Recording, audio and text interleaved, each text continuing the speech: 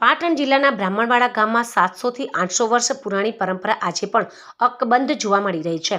સંતાન પ્રત્યેની મમતા અને શ્રદ્ધાના સંગમ સમાન આ પરંપરા મુજબ જે માતાને પ્રથમ પુત્ર હોય તેવી જનેતાઓ બાળકની તંદુરસ્તી માટે દોડ લગાવે છે.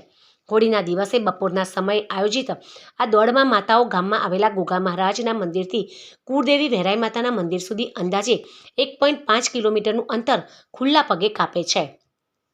એવી લોકવાયકા છે કે જે માતા આ દોડમાં પ્રથમ આવે છે તેનો પુત્ર આજીવન તંદુરસ્ત અને નિરોગી રહે છે. આ પરંપરાની વિધિ મુજબ દોડ શરૂ કરતા પહેલા તમામ મહિલાઓ ગોગા મહારાજના મંદિરે દર્શન કરીને આશીર્વાદ લે છે.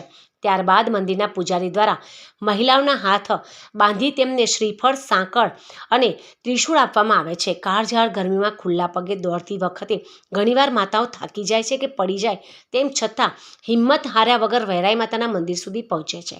આ દોડમાં માતાઓની સાથે તેમના સ્નેહીજનો અને પરિવારની પણ અન્ય મહિલાઓ પણ પ્રોત્સાહન આપવા માટે જોડાય છે. આ અનોખા દ્રશ્યો નિહાળવા માટે આસપાસના ગામોમાંથી પણ લોકો મોટી સંખ્યામાં ઉમટી પડે છે. ગામના સ્થાનિકોના જણાવ્યા અનુસાર આ પરંપરાના આયોજન માટે ફાગણ સુદ બીજના દિવસે મુહૂર્ત જોવામાં આવે છે. નક્કી કરેલા દિવસે 45 કિલો ઘીની સુખડી બનાવવામાં આવે છે. ગામના અંદાજે 400 ઘરોમાં 250 ગ્રામ લેખે વેચવામાં આવે છે અને બાકીની સુખડી મહેમાનોને પ્રસાદ રૂપે અપાય છે. પૂનમના દિવસે દોડની પ્રક્રિયા પૂર્ણ થયા બાદ સાંજે હોળી પ્રગટાવવામાં આવે છે. આ પ્રસંગે બાળકોના કાકા બાળકોને તેડીને હોળીની પ્રદક્ષિણા કરે છે અને ત્યારબાદ ખજૂર વેચીને ઉત્સવની પૂર્ણાહુતિ કરવામાં આવે છે. ચાલુ વર્ષે યોજાયેલી આ દોડમાં ચૌધરી ડિમ્પલ પ્રથમ ક્રમે આવ્યા હતા.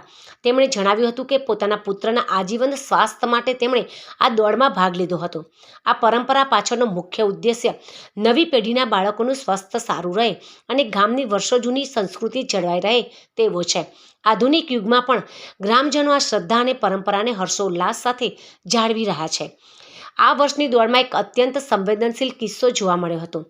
જેમ વાડાકા એટલે કે પ્રથમ પુત્ર બાળકની માતા વર્ષાબેન ચિરાગભાઈનું 1 માસ અગાઉ કુદરતી અવસાન થયું હતું. માતાની છત્રછાયા ગુમાવનાર બાળકના સ્વાસ્થ્યની માનતા પૂરી કરવા અને ગામની પરંપરા જાળવવા માટે બાળકના મોટાબા એટલે કે પાલક માતાએ મેદાનમાં ઉતરીને દોડ લગાવી હતી. તેમની આ શ્રદ્ધા જોઈને ગ્રામજનો પણ ભાવ વિભોર થયા હતા.